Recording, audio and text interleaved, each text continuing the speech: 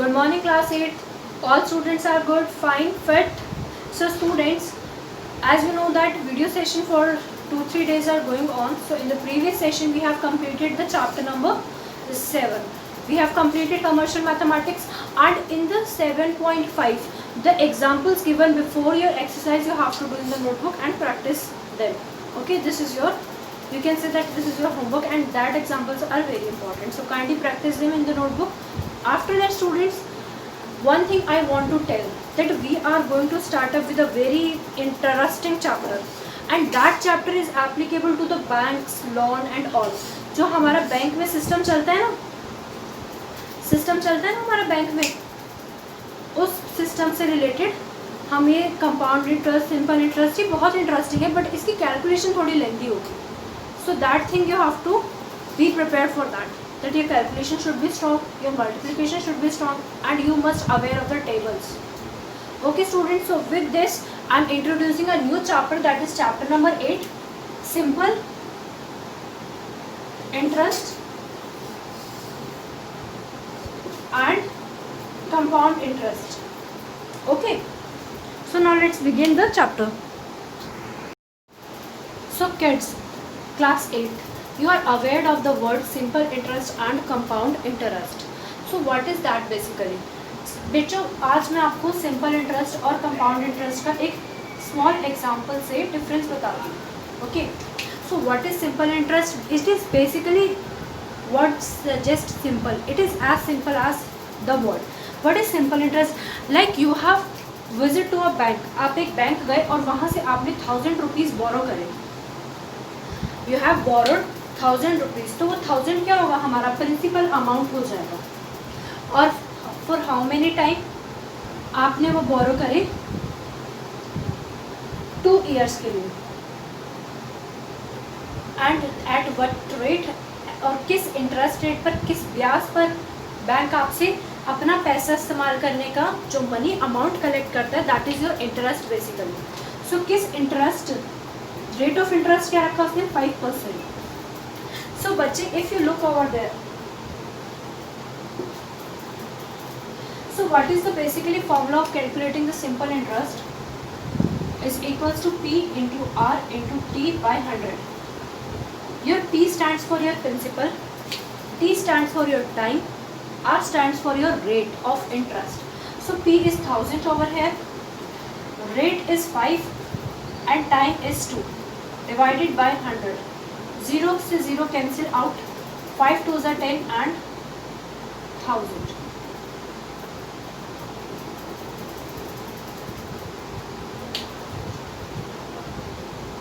Five 2s are 10, that means 100.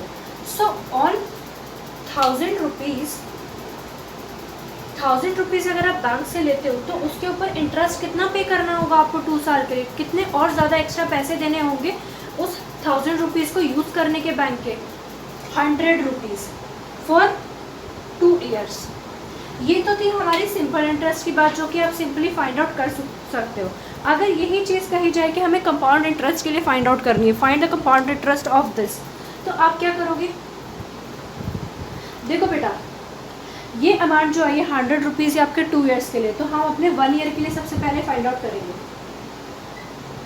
For compound interest. Okay, for first year I am finding it out, then I will explain you the define and then I will tell you the formulas how to write in the notebook. पहले concept समझ लो. Simple interest होता है जो amount आपको दिए हो simply उसको calculate करके इंटरेस्ट निकाल दो. और कंपाउंड इंटरेस्ट, उस कंपाउंड का मतलब क्या होता है?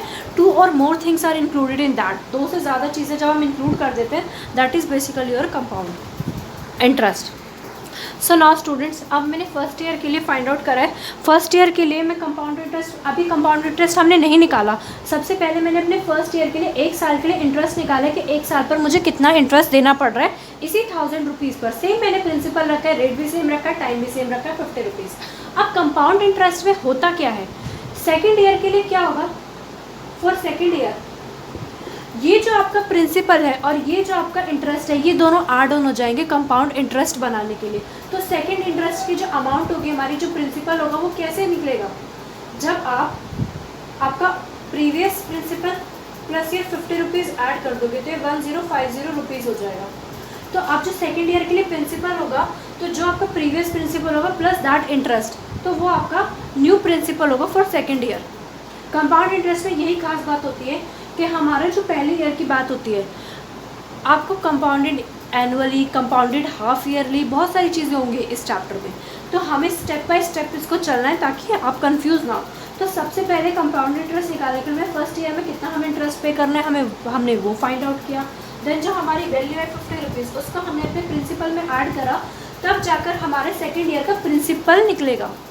ये चीज़ आपको बहुत ध्यान रखनी है। ये सेकेंड स्टेप जो होगा सेकेंड ईयर का आपका इसी स्टेप से होगा।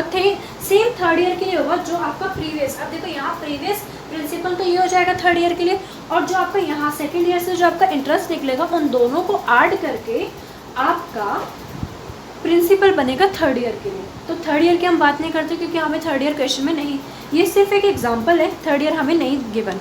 हम और एग्जाम्पल्स करेंगे बुक के, और उससे क्या होगा, आपके डाउट कुछ नहीं रहेगा, सारा डाउट क्लियर हो जाएगा, ठीक है। और अगर फिर भी कोई डाउट रहेगी, have online classes, so you can ask over there. So now students, अब हमें यहाँ सेकेंड ईयर का हमें इंटरेस्ट निकालना है। तो अब देखिए 1050 is my principal, into rate is 5 and time is 1 again, because मैं 1 ईयर के लिए फाइंड आउट कर चुकी हूँ, अपॉन 100। सो 0 से 0 cancel, will get cancel out, 5 1 जा 5 2 जा, so it will become 105 upon 2. So when you divide, it will become 52.5.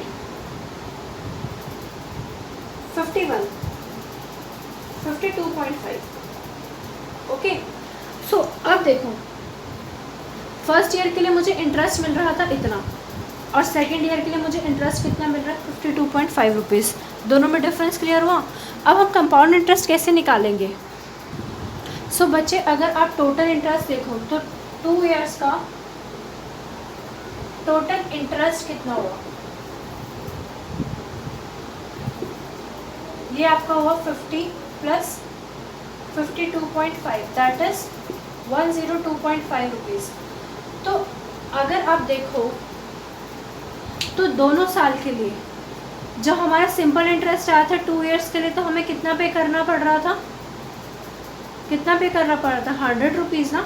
But compound interest में स्लाइट डिफरेंस आता है। जैसे हमने फर्स्ट ईयर के लिए वैल्यू फाइंड आउट करी 50 रुपीज़ की, बट सेकेंड ईयर में आते ही हमारा प्रिंसिपल क्या आता है, जो प्रीवियस प्रिंसिपल आपका होगा प्लस आपका इंटरेस्ट, तो न्यू प्रिंसिपल आपका सेकेंड ईयर में बन जाता है। तो ये चीज़ हमें ध्यान रखनी है। ये तो बेटा आपके पुराने फॉर्मूले से हम कंपाउंड इंटरेस्ट इस तरीके से निकाल सकते हैं। बट अगर हम देखें, अगर हम न्यू फार्मूला की तरफ देखें तो अभी हम मूव नहीं करेंगे, ठीक है, वो हम करेंगे आपकी एक्सरसाइज के साथ। Is that clear? So now students look at the define of the simple interest and compound interest. So I am dictating that. So kindly note in your notebook. So students, note the two definitions. First you will write the chapter's name, date and classwork. After that you will write introduction and write this definition of simple interest and compound interest. Simple interest is a method of calculating the interest charge on a loan. Simple interest एक ऐसा method है कि जो भी हमने loan लिया है, चाहे फ्रेंड से लिया हो, बैंक से लिया, उस पर जो इंटरेस्ट चार्ज करा जाता है, सिंपल इंटरेस्ट वो होता है। अब आते हैं कंपाउंड इंटरेस्ट पे। Compound interest is the addition of interest to the principal sum. मैंने आपको बताया था कंपाउंड इंटरेस्ट कैसे निकलता है। जो भी हमारा प्रिंसिपल हमारा आया है प्रीवियस ईयर का, जैसे फर्स्ट ईयर का प्रिंसिपल हमने क्वेश्चन में निकाला था, अभी जो हमने एग्जाम्पल किया था, और उसी के अंदर हमने इंटरेस्ट को ऐड कर दिया था, तो हमारा ये कंपाउंड इंटरेस्ट बन गया था, प्रिंसिपल प्लस इंटरेस्ट, ठीक है। तो दिस इज द डेफिनेशन। तो ये आप definition simple interest and compound interest you will write down in the notebook. After that I will tell you the formulas. Now students look at the formulas. Simple interest is basically P into R into T by 100. P is equals to principal, R is equals to rate of interest and T is equals to time. Second formula is for compound interest. CI means compound interest, P bracket, P is in the multiplication with the bracket, 1 plus R, R is rate for interest. ये सारे यहाँ पर लिखे हैं words, ये वही है, into 100. N is your कितने टाइम के लिए लिया है, N is for time basically, आपका जो ईयर है कितने ईयर के लिए लिया है, 1 ईयर के लिए, 2 ईयर के लिए, एंड दैट, और P is your principal, okay. And what is amount, amount निकालने का भी अपना फॉर्मूला होता है। ये जो पार्ट होता है अमाउंट का ही होता है। तो जब हम अमाउंट माइनस प्रिंसिपल करते हैं तो भी हमें कंपाउंड इंटरेस्ट मिलता है। तो ये दोनों फॉर्मूलाज एक दूसरे से रिलेटेड है।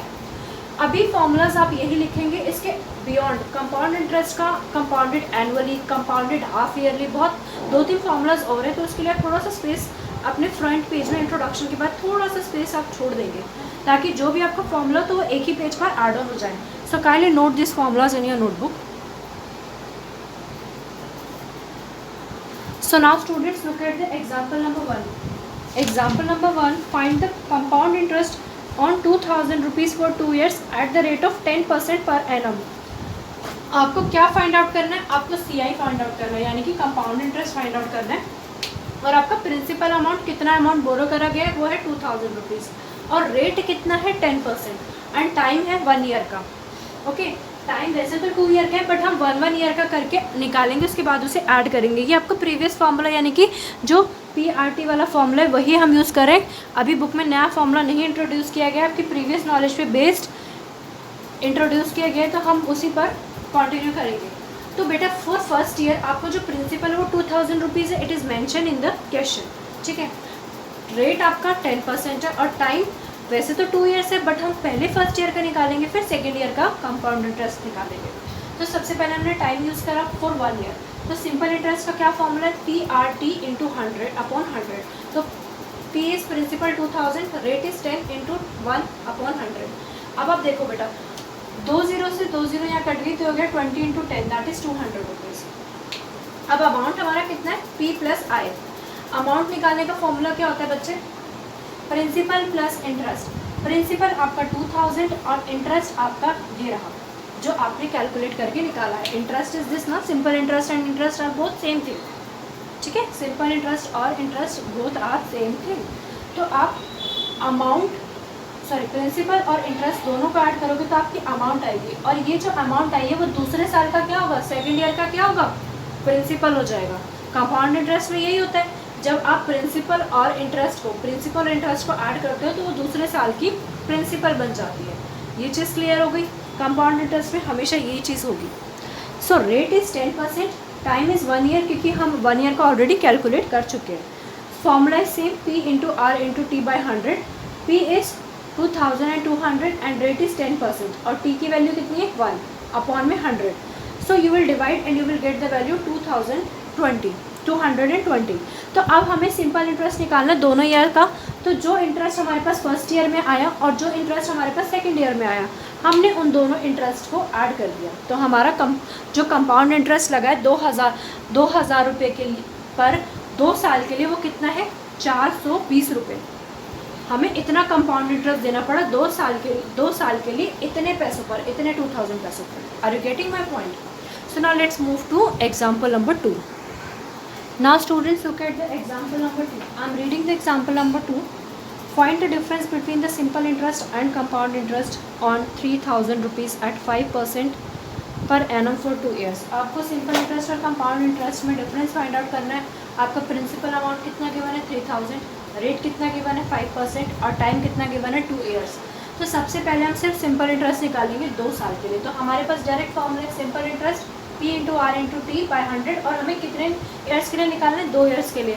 अगर हमें कंपाउंड इंटरेस्ट निकालना होता तो हम इसे स्प्लिट करते. सबसे पहले हम फर्स्ट ईयर का निकालते, फिर हम सेकेंड ईयर का निकालते. बट यह सिंपल इंटरेस्ट डायरेक्ट पूछा है, तो हम 2 बार करके अभी इंटरेस्ट नहीं निकालेंगे. तो हमने कैलकुलेट की वैल्यू, तो हमारा जो सिंपल इंटरेस्ट आया 2 साल के लिए, 2 ईयर्स के लिए 300 रुपीज़ आ गया. अब हमें कंपाउंड इंटरेस्ट निकालना है, तो अब हम निकालेंगे interest for first year. Difference समझ रहे हैं आप? सबसे पहले सिंपल इंटरेस्ट निकाला 2 साल के लिए, अब कंपाउंड इंटरेस्ट निकाल रहे हैं क्योंकि डिफरेंस पूछा हुआ क्वेश्चन में कि कंपाउंड इंटरेस्ट और सिंपल इंटरेस्ट का डिफरेंस बताओ. तो interest for first year P into R into T/100. P is your 3000, R is your 5%, और टाइम 2 ईयर्स की जगह 1 ईयर का हो जाएगा, क्योंकि हम इंटरेस्ट अभी हम 1 ईयर का ही फाइंड आउट कर रहे हैं. तो 3000 इंटू 5 इंटू 1/100, तो वैल्यू आपकी आई ₹150. अब आ जाइए इंटरेस्ट फॉर सेकेंड ईयर. अब हम दूसरे साल के लिए निकालते हैं, पर उसके लिए हमें अमाउंट फाइंड आउट करना होगा. अमाउंट क्या हो जाएगा? Principal plus your interest. Principal है 3000 और इंटरेस्ट है 150 रुपीज़. दोनों को हमने ऐड करा, तो ये जो हमारी वैल्यू है अमाउंट, ये दूसरे साल का क्या बन जाएगा? प्रिंसिपल बन जाएगा. ठीक.